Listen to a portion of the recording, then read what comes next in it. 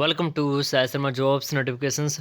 और आज हम डिस्कस करेंगे पंजाब यूनिवर्सिटी 2019 का पेपर हम डिस्कस करेंगे। देखो बहुत सारे स्टूडेंट में डिमांड कर रहे थे कि जो आप करवा रहे हो थोड़ा बेसिक हो रहा है, यानी आप हिमाचल का जो हम बोल सकते हैं इजी लेवल का पेपर आएगा उसके बेस पर अभी तक जो प्रैक्टिस सेट लगा रहे थे। पर जो पंजाब यूनिवर्सिटी का पेपर है वो एक हाई लेवल का पेपर है हम बोल सकते हैं। तो पंजाब यूनिवर्सिटी के पेपर से जो क्वेश्चन आ रहे हैं वैसे क्वेश्चन भी आ सकते हैं हिमाचल प्रदेश यूनिवर्सिटी में अगर पेपर टफ आया तो।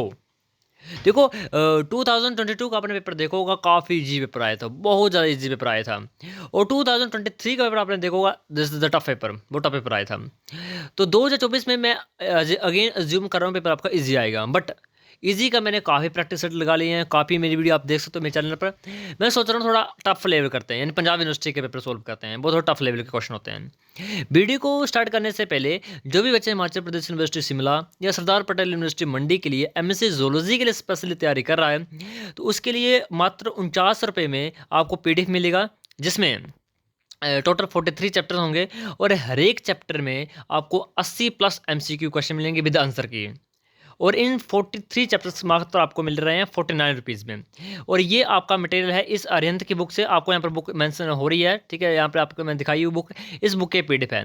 दूसरी मैं बात कर देता हूँ, तो दूसरी बात आपके एमएससी जूलॉजी के साथ में इस पेपर के साथ में 2 प्रैक्टिस सेट मैं आपको दूंगा, प्लस में डेवलपमेंट बायोलॉजी, आपकी इम्यूनोलॉजी, साथ में आपकी वो क्या बोलते हैं ह्यूमन फिजियो एंड इनवर्टिवेट्स, इन सभी के एमसीक्यू पीडीएफ भी आपको साथ में मिलेंगे, ठीक है।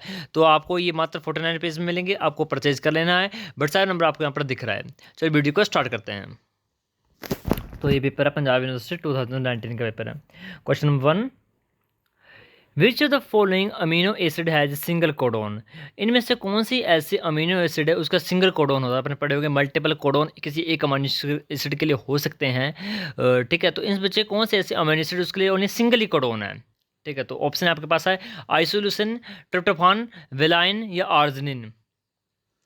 तो इसका राइट आंसर ऑप्शन में B tryptophan. Question number 2, how many base pair are there per helical turn in Z DNA. Z DNA में कितने base pair per helix turn होते हैं। बी डीएनए में भी आपको बताना है, बी डीएनए में आपको कमेंट करना है, जेड डीएनए में यहाँ पर पूछा गया है। तो इसका राइट आंसर आपका ऑप्शन नंबर डी 12, और बी डीएनए का बता दूँ 10 होते हैं, ठीक है। Question number 3, DNA foot printing techniques is usually use to identify. देखो डीएनए फुट प्रिंटिंग बहुत सारा क्वेश्चन है, इंपॉर्टेंट है, वो बार बार आता है। तो ये डीएनए फुट प्रिंटिंग कौन सी टेक्निक है। Sites of the DNA where DNA binding protein attach, segment of DNA which code for the specific protein, binding site of the RNA polymerase to its promoter region, या site of termination of transcription process. तो इसका right answer option number A, site of DNA where the DNA binding protein attach. Question number 4, in which of the following geological period did first words appear. देखो मैंने आपको पहले एक video बनाई थी मैंने, जिसमें आपको बताया था कि आपको कैसे स्ट्रेटजी 10 दिन वाली फॉलो करनी है। आप वीडियो मेरे चैनल पर देख सकते, तो मैंने बताया आपको हर एक टॉपिक से आपको पढ़ना क्या है। तो जो मैं बोल रहा हूँ वैसे क्वेश्चन आते हैं, जैसे मैंने इवोल्यूशन में आपको कहा था कि आपको जियोलॉजिकल टाइम स्केल में आपको ये पढ़ना है कि कौन सा एनिमल कब आया है। तो वैसे क्वेश्चन आ रहे हैं। देखो पंजाब क्वेश्चन में सीधा क्वेश्चन पूछा है कि बर्ड्स किस जियोलॉजिकल पीरियड से अराइज हुए हैं, परमानेंट, जुरासिक, जुरासिस या क्रिस्टेसिस। सिंपल क्वेश्चन है, ये मैंने आपको पहले बताया। 10 डे वाली वीडियो आप देख लो, मेरे चैनल पर आपको वीडियो मिल जाएगी। इसका right answer option number C, Jurassic. Question number 5, mechanical constant या हम बोल सकते हैं KM is measured of which of the following characteristics. देखो मैंने ये भी इंजाइम वाले टॉपिक में आपको बताया कि इंजाइम से आपको पढ़ना क्या है। इंजाइम से आपको केएम पढ़ना है, बीमैक्स पढ़ना है, और थोड़ा आपको कम्पिटेटिव नॉन कम्पिटेटिव इन्वेशन के एग्जाम्पल पढ़ने हैं। तो ऐसे मैंने आपको कहा था, आपको वो वीडियो बात जरूर कर लेंगे। तो केएम बताया कि केएम किसको मेजर करता है, बहुत ईजी मैंने आपको बताया है। क्वेश्चन नंबर 5 का right answer option number D, affinity of enzyme with their substrate. अगर केएम की वैल्यू कम होगी तो इन दोनों की एफिनिटी ज़्यादा होगी, अगर केएम की वैल्यू ज़्यादा होगी तो इन दोनों की एफिनिटी कम होगी, ये भी याद रखना। Question number 6, in context of mutations in the genetic material which the following is the intercalating agent. तो इसका right answer option number B, ethidium bromide. अगर तो क्वेश्चन पूछा जाता कि कौन सा ऐसा यहाँ पर टॉक्सिन है या हो सकता है ड्रग है जो हेल्प करता है माइटोटिक जो माइटोसिस होती है उसको प्रिवेंट कर देता है, यानी सेग्रीगेशन ऑफ क्रोमोसोम नहीं होती है, तो होना था आपका कोल्चिसिन, यानी ए ऑप्शन होना था। Question 7, which of the following vitamin has role in the collagen formation. अब देखो ये बच्चे कौन से इस क्वेश्चन को कौन बच्चे को सोल्व कर सकते हैं, वो बच्चे सोल्व कर सकते हैं जिनको पता होगा कि विटामिन सी से वजह से कोलेजन करता क्या है, यानी कोलेजन हमारे शरीर में करता क्या है, वही बच्चे इस क्वेश्चन को सोल्व कर पाएंगे। या वो बच्चे सोल्व कर पाएंगे जिनको पता होगा कि कोलेजन किससे बना हुआ है। तो कोलेजन में एक मोस्ट इंपॉर्टेंट कंपोनेंट है, तो इसको बोलते हैं एस्कॉर्बिक एसिड। और आपको आंसर मिल चुका होगा, इसका क्या आंसर होगा। तो 7th correct answer option number C, vitamin C. Question number 8, in hydra gastrulation occurs by. Hydra में गैस्ट्रेशन अकर्स होती है involution, divergence, multipolar ingression and epiboly. इसका correct answer option number C, multipolar ingression and delamination. Question number 9th, in the cell body of paramecium, the elimination of undigested product take place through the तो cytophagy and option D is the right answer. Question number 10, skeleton secreting cells of the cycon would include some। तो option आपके पास यहाँ पर दिए हुए हैं, इसका right answer option number D, scleroblast. Question number 11, neopalinium appears the first time in one the group of the vertebrate and reaches at the high level of another group of vertebrates. The two group of vertebrate in the questions are listed below. neopalinium के बारे में यहाँ पर statement पूछी गई है, तो इसका right answer option number D, reptiles and mammals. Question number 12, A competitive inhibitor. देखो मैंने ऊपर ही आपको कहा है कि एंजाइम सबको पढ़ना क्या है। आपको मैंने कहा कि बी मैक्स के एम पढ़ो, ऊपर से मैंने आपको बताया कम्पिटिटिव नॉन कम्पिटिटिव। अब आगे कम्पिटिटिव क्वेश्चन, ये तो मैं बोल रहा हूँ, उस वीडियो को जरूर वाच कर लेना, 10 डे वाली स्ट्रेटेजी को, ठीक है। उसमें बता रहे हैं हर एक यूनिट में आपको पढ़ना क्या है। क्वेश्चन 12 पूछा गया है, a competitive inhibitor increasing the K M of enzyme, decreasing the K M of enzyme, increasing both V max and K M, decreasing K M but increasing V max. देखो आपको इजी तरीके से समझाता हूँ इसको मैं लॉजिक।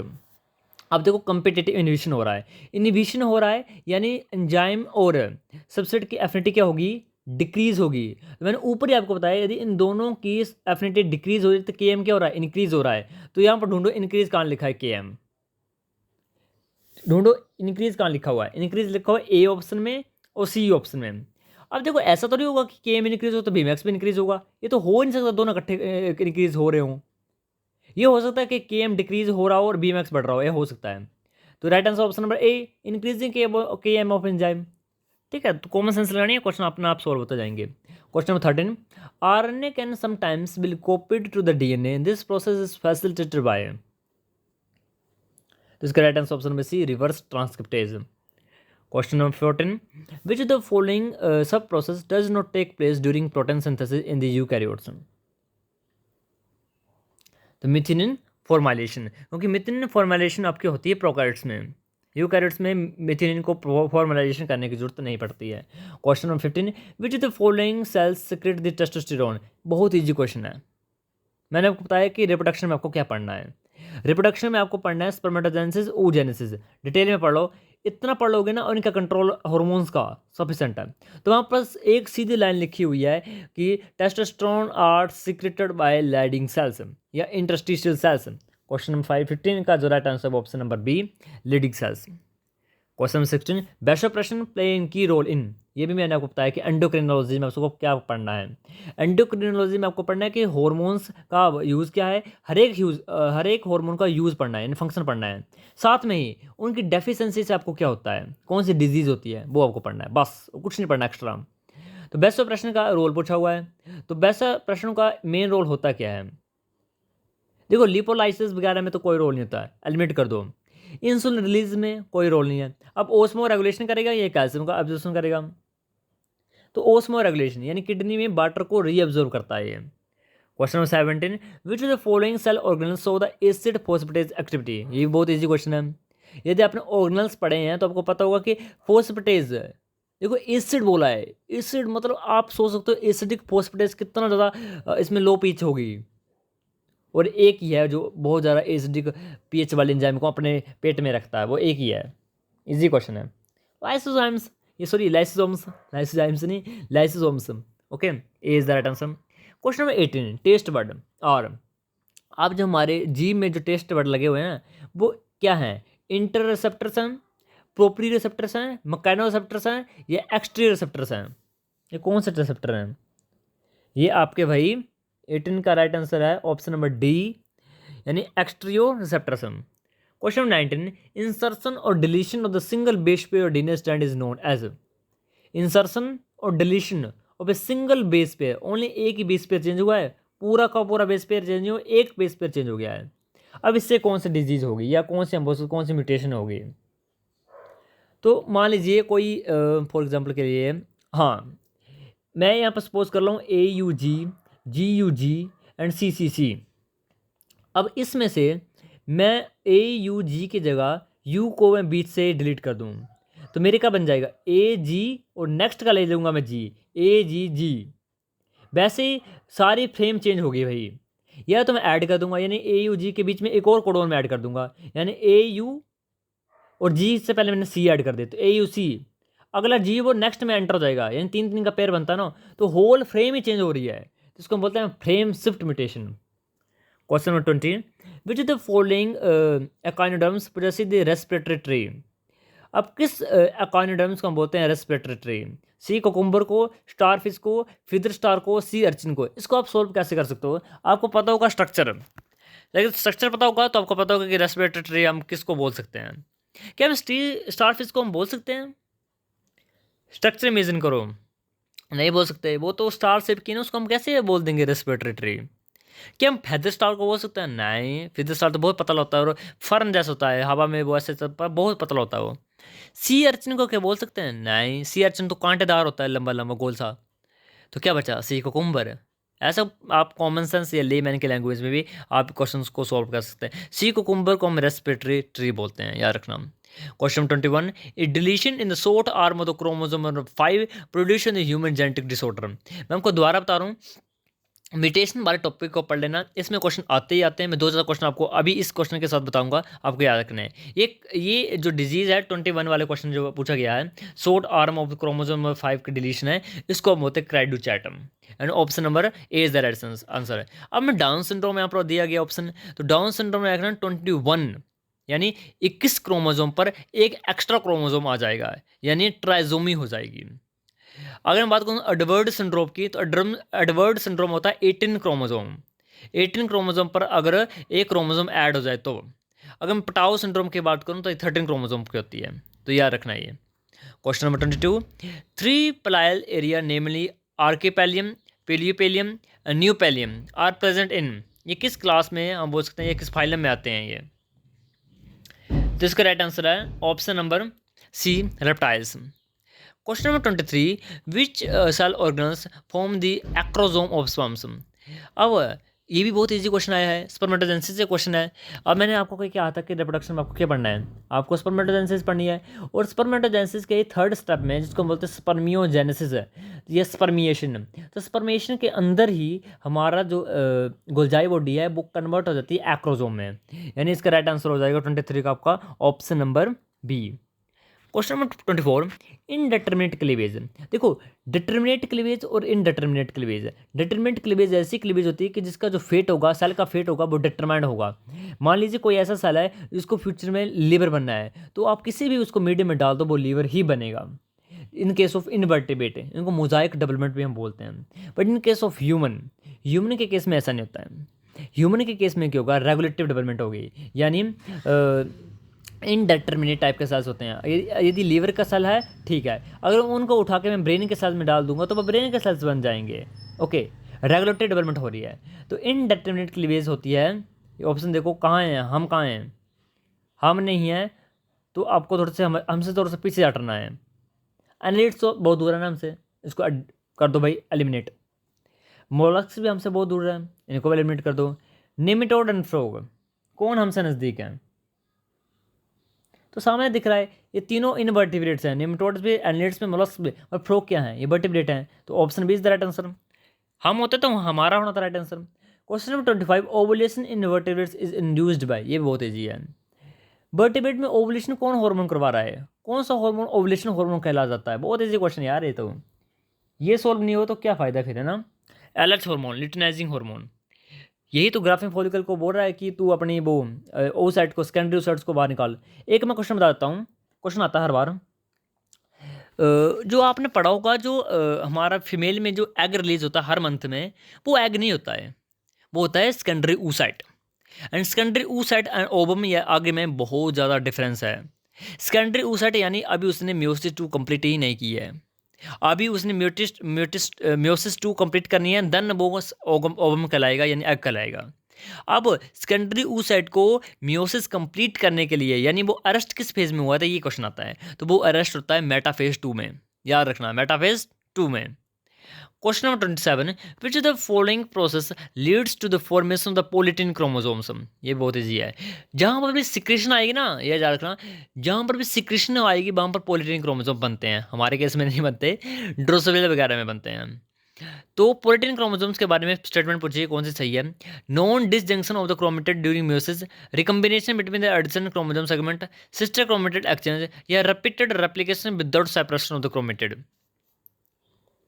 इनको joint chromosome बोलते हैं। जिसका right answer option number D. Question number 28, trichocyst occurs in, trichocyst किस में होते हैं, हाइड्रोजोआ में, पोरिफेरा में, प्रोटोजोआ में, या टिनोफोरा में, ट्राइकोसिस्ट। तो ट्राइकोसिस्ट आपके प्रेजेंट होते हैं प्रोटोजोआ में। Question number 29, choanocytes is asconoid sponges are present in. जिसका right answer option number D, radial canal. Question number 30, which one of the following mollusks does not have either external or internal shell. ये तो काफ़ी easy है, octopus, octopus devil fish. Question number 31, which one of the following group of amino acid contain the sulphur. ये question भी आ जाता है, sulphur containing amino acid के एग्जाम्पल बताओ। तो ऐसे में 2-3 क्वेश्चन और भी आपको बताऊंगा इसके इंटरलेटेड, बट इसका आंसर बताता हूँ। सबसे पहले आपको सिस्टीन कहाँ पर दिख रही है, ये मिथिलीन कहाँ पर दिख रही है, 31। तो 31 का right answer option number A, cysteine and methylene. Question number okay, इसी क्वेश्चन से इंटरलेटेड 2-3 क्वेश्चन और आते हैं। कौन से ऐसे अमाइनो एसिड है जो एरोमेटिक अमाइनो एसिड होती है, मैं बार बार करवाता हूँ इसको। ट्रिप्टोफान, टायरोसिन और फिनाइल एलानिन, ये 3 अमाइनो एसिड क्या हैं, एरोमेटिक अमाइनो एसिड है, यानी इनमें फिनाइल रिंग प्रेजेंट होती है। यह कई बार क्वेश्चन आ जाता है, पूछा जाता है कई बार, which amino acid known as acidic amino acid. 2 हैं, glutamic acid and aspartic acid, या एस्पार्टेट या ग्लूटामेट भी हम बोलते हैं इसको। एक और क्वेश्चन आता है कई बार, which amino acid known as basic amino acids. तो वो आपकी 3 हैं, arginine, lysine and histidine. Okay. Question number 32, ecdysone the moulting hormone in insect is liberated from. Moulting hormone जो एक्डाइसोन है वो लिबरेटेड होता है कहाँ से, कॉर्पोरा कार्डियाका में, प्रोस्थेरोसिस ग्लैंड से, कॉर्पोरा अलाटा से, या एक्स ऑर्गन। क्या एक्स ऑर्गन, कोई बात बनी, डी को एलिमिनेट करो, आप बताओ ए बी सी। 32 का right answer option number B. Question number 33, the fertilization cone that pulls the sperms into the egg is formed from. Acrosome of sperm, acrosomal process, vital and layer of egg. पहले तो यही समझो कि fertilisation कौन बनेगी कहाँ, क्या sperm में फर्टिलाइजेशन कौन बनेगी, डेफिनेटली नहीं। तो option A, option B are eliminated. क्या बचा, वाइटलाइन लेयर या प्लाज्मा लेयर ऑफ एग। बाहर कौन सी लेयर होती है, वाइटलाइन या प्लाज्मा, बाहर वाली बताना, बाहर वाली, गलती मत करना अभी और मैं दोबारा। तो 33 का right answer option number D, plasma membrane of egg, क्योंकि वाइटलाइन मेम्ब्रेन को तो क्रॉस कर गया वो स्पर्म, क्रॉस करने की बात तो आगे आगे आएगी ना प्लाज्मा मेम्ब्रेन। वाइटलाइन एनवल्प को उसने वो सिक्रेट किया एक्रोजोमल मटेरियल, उससे डेवलप उसको ना, सबसे पहले हुआ क्या ना, स्पर्म आया तो उसने जली कोट को डिसोल्व किया, उसके बाद आई बाइटलाइन एनवल्प। बाइटलाइन एनवल्प को उसने अपना एक्रोजोम जो मटेरियल था, उसके बाद जो हायर ल्यूरिनिडेज एंजाइम थे, उन्होंने बाइटलाइन एनवल्प को डिसोसिएट कर दिया। Then I plasma membrane. Plasma membrane के थोड़ी कोन बनती है, डिप्रेशन बनता है, स्पर्म अंदर घुस जाता है, तो ये बनते हैं प्लाज्मा मेम्ब्रेन के अंदर। Question number 34, animal which controlled the band range of salt concentration are rest on the bottom of the water. इसको क्या बोलते हैं, ये टर्म में पढ़ लेना है ना, जैसे हाई टेम्परेचर में रहने वाले ऑर्गेनिजम्स, हाई सोल्ट में रहने वाले ऑर्गेनिज्म, सनलाइट में रहने वाले ऑर्गेनिज्म, डिम लाइट में रहने वाले ऑर्गेनिज्म। ओके। 34 का right answer option number A, euryhaline. Question number 35, centrum in the 9th vertebra of frog is, इससे क्वेश्चन पहले करवाया मैंने serious. Question number 36, which of the following enzyme is not proteinases in nature, कौन सा enzyme है जो प्रोटीनेसिस नहीं है नेचर में? सामने आंसर दिख रहा है इसका, तो राइबोजाइम, ये राइबोसोम यानी आरएनए से बना है। Question number 37, cerebrospinal fluid is produce by, ये भी काफ़ी ईजी है, choroid plexus is the right answer 37 का। Question 38, the function of allantois in the word is, पहले बताओ एलेंटॉइस होता क्या है? तो allantois is the middle layer of birds. तो एलेंटॉइस किस में हेल्प करती है? एक्सक्रीशन में, या एक्सक्रीशन एंड न्यूट्रिशन में, एक्सक्रीशन एंड प्रोटेक्शन में, रेस्पिरेशन एंड न्यूट्रिशन में, या एक्सक्रीशन एंड रेस्पिरेशन में? देखो एक्सक्रीशन में तो करता है ये, अब हिंट मैंने दे दिया है, तो एक्सक्रीशन एंड रेस्पिरेशन में इसका ग्रेट रोल है। Question number 39, allopatric speciation across when the population so, मैंने आपको पहले कहा है एलोपैट्रिक, सिम्पैट्रिक, पैरापैट्रिक, पेरीपैट्रिक, मैंने आपको पहले समझाए सारे हैं। एलोपैट्रिक एक बार दोबारा बताता हूँ, एलोपैट्रिक ऐसी स्पीसीज होती हैं जो जियोग्राफिकल बैरियर के अंदर होती हैं, यानी ऐसी स्पीसीज जिसके बीच में कोई पहाड़ आ गया, कोई नदी आ गई और उसकी वजह से न्यू स्पीसीज का बनना, इसको कहता है एलोपैट्रिक। सिम्पैट्रिक होता है कि कोई भी बैरियर नहीं आया, एक ही जगह पर एक स्पीसीज में बदलाव आ गया, उसको हम बोलते हैं सिम्पैट्रिक। पैरापैट्रिक होता है कि थोड़ा सा वो माइग्रेशन कर गया, साइड वाइज में रहा उसी जोन में, थोड़ा सा माइग्रेशन कर गया, तो उसे बोलते हैं पैरापैट्रिक। ठीक है, तो अब बताओ एलोपैट्रिक स्पेसिएशन का यहाँ पर क्या एग्जाम्पल आएगा, क्या ऑप्शन सही होगा? तो राइट आंसर डी, या जियोग्राफिकल आइसोलेशन। मैंने खुद ही कहा है कि जियोग्राफी आ जाएगी, यानी कोई नदी आ जाएगी, पहाड़ आ जाएगी, कुछ भी आ सकता है, जियोग्राफिकल बैरियर आएगा। Question number 14, which of the following is the neither fish nor snake, ना ही फिश है ना ही स्नोक है, सॉरी स्नोक नहीं स्नेक है। एंगुला, टाइफलस, ओफिसोरा, या स्थायोफिस? स्थायोफिस आपने देखा है? आपने देखा होगा स्थायोफिस, मतलब थोड़े आप जंगली वाले इलाकों में प्रेजेंट होते हैं स्थायोफिस। स्थायोफिस पर काफ़ी क्वेश्चन बनते हैं। इनको ऑप्शन को अब आगे जाके एलिमिनेट कर दिया था, बट इसका जहाँ तक इसका राइट आंसर होगा वो स्टाइफिस होगा, बट बाद में इसको सारे को यहाँ पर रिमूव कर दिया था, क्योंकि एंगुला जो होते हैं वो ईल होती है, मतलब मछली होती है।